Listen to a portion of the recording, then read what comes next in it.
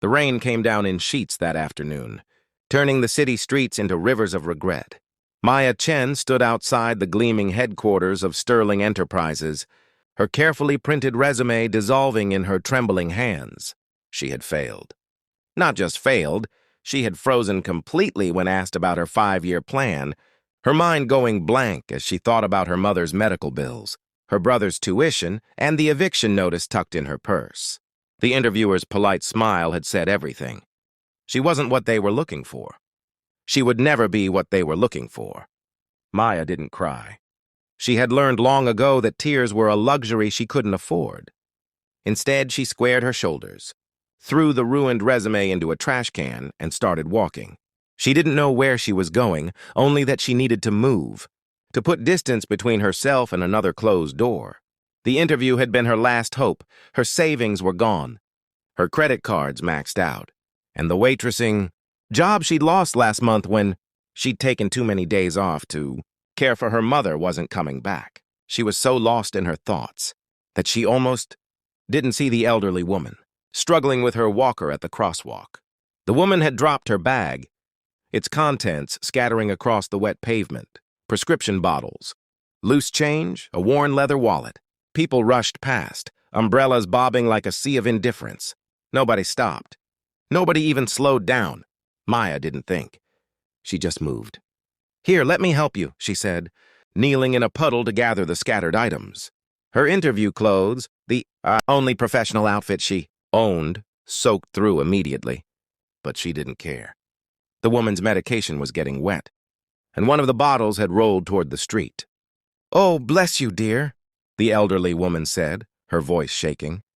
"I'm such a fool. I thought I could make it across before the light changed."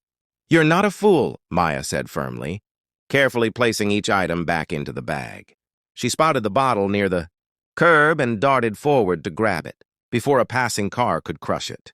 Sometimes the world just moves too fast, that's all. She helped the woman across the street, holding the walker steady with one hand and supporting her elbow with the other. On the other side, she made sure the woman was settled on a bench under an awning, protected from the rain. "You're soaked through," the woman observed, concern creasing her weathered face. "And those are such nice clothes. Were you coming from something important?" Maya forced a smile. "Just an interview. It didn't go well, but that's okay. Some things are more important than a job." "That's a beautiful way to look at it, dear. Not many young people would stop these days." The woman patted Maya's hand. "What's your name?" Maya Chen." "Well, Chen, you have a good heart."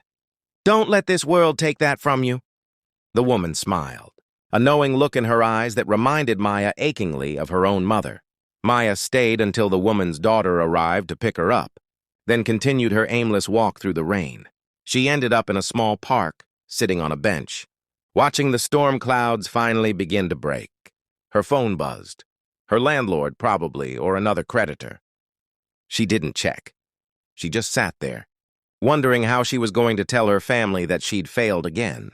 "Excuse me." The voice was deep, slightly breathless, and completely unexpected.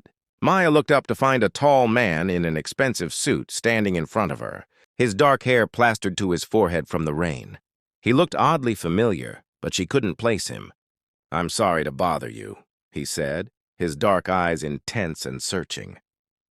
"But I need to ask you something." Maya's muscles tensed. She'd been approached by enough strangers in this city to know caution was survival. "I don't have any money," she said quietly. A brief smile crossed his face. "No, it's not." He stopped, seeming to gather himself. "My name is James Sterling. You interviewed at my company this morning." The world tilted. Maya recognized him now. He'd been sitting in the corner of the conference room during her interview, silent and observing. She'd thought he was just another executive.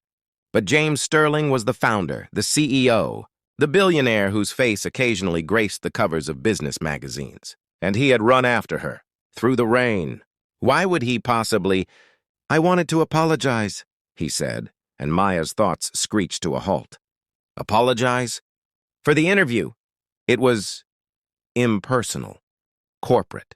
We've become so focused on polished answers and calculated responses that we forget to look for what actually matters.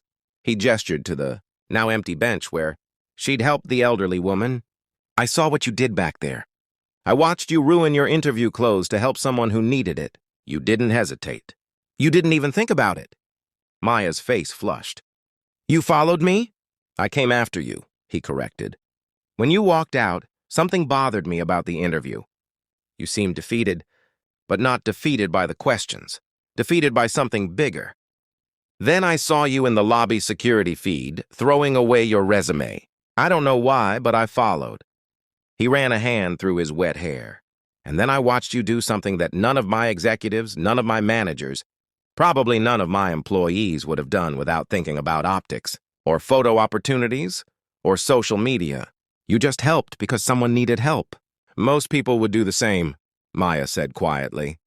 No, James said, his voice carrying a weight of sad certainty. They really wouldn't. I know because I've become one of them. 10 years ago, I started this company because I wanted to change things, to build something meaningful. Somewhere along the way, I forgot that business is about people, not just profit margins and quarterly reports. The rain had stopped completely now, and pale sunlight was breaking through the clouds. Maya didn't know what to say. This morning, she had been just another rejected applicant. Now she was sitting in a park with a billionaire who was telling her things. That sounded like a confession. That woman you helped, James continued, was my mother. Maya's breath caught. What? She insists on being independent, refuses to let me hire help.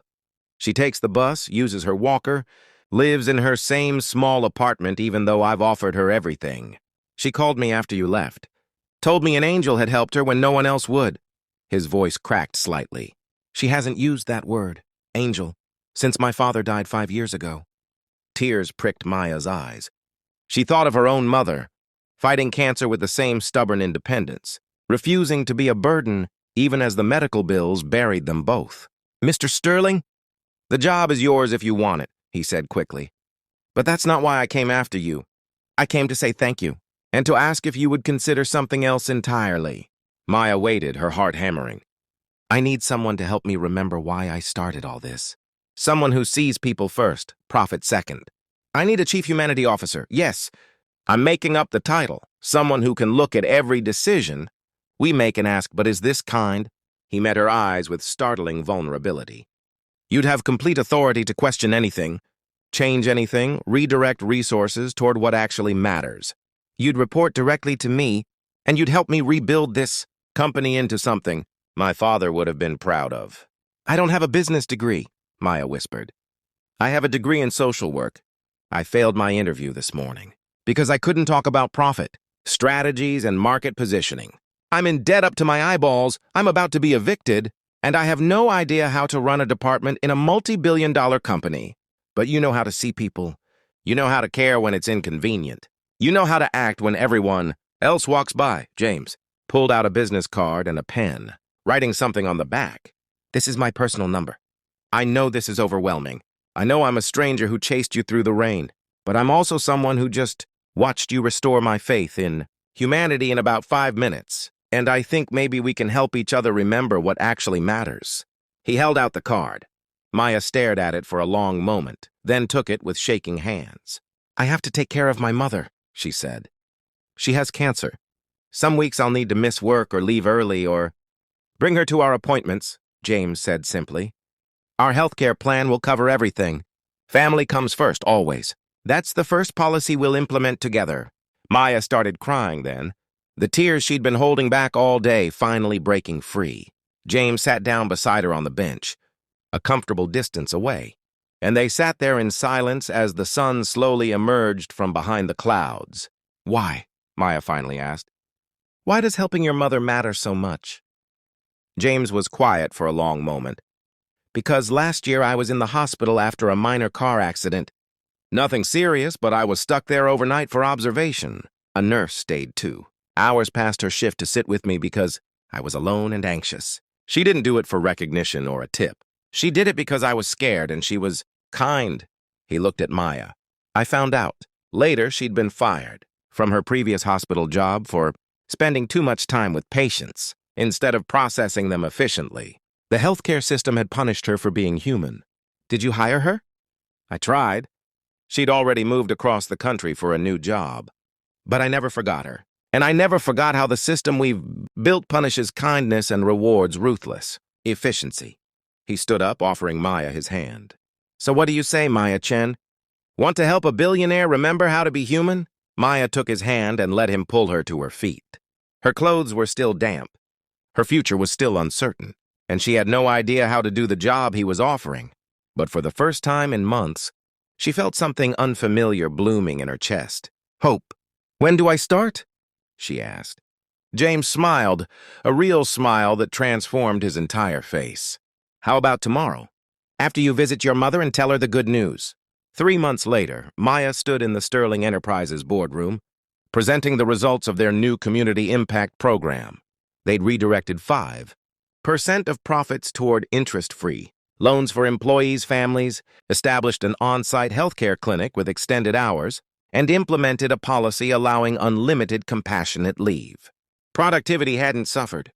It had increased by 18%. Employee retention had reached an all-time high, and applications to work at Sterling Enterprises had tripled. But the numbers weren't what made Maya's voice catch as she presented. It was the thank you notes that covered the walls from single parents who could finally afford childcare, from employees who'd been able to care for dying relatives without losing their jobs, from families who'd avoided bankruptcy because of medical support. James stood beside her, his mother sitting in the front row with Maya's own mother. Both women healthy and smiling, already fast friends. The board members, initially skeptical, were nodding, several of them wiping their eyes. Business, Maya concluded, isn't just about profit, it's about people. And when we put people first, everything else follows. As the applause filled the room, Maya caught James's eye. He mouthed 2 words, "Thank you." But Maya shook her head. She thought about that rainy afternoon, about a moment of kindness that had changed everything, about how sometimes the things we think are failures are actually the beginning of something extraordinary. She thought about all the people who walked by every day, too busy or too focused on their own destinations to stop. And she was grateful, so deeply grateful, that on that particular day, she had stopped. Because kindness, it turned out, was never really about the person you helped. It was about remembering that we're all just people, trying to find our way through the rain.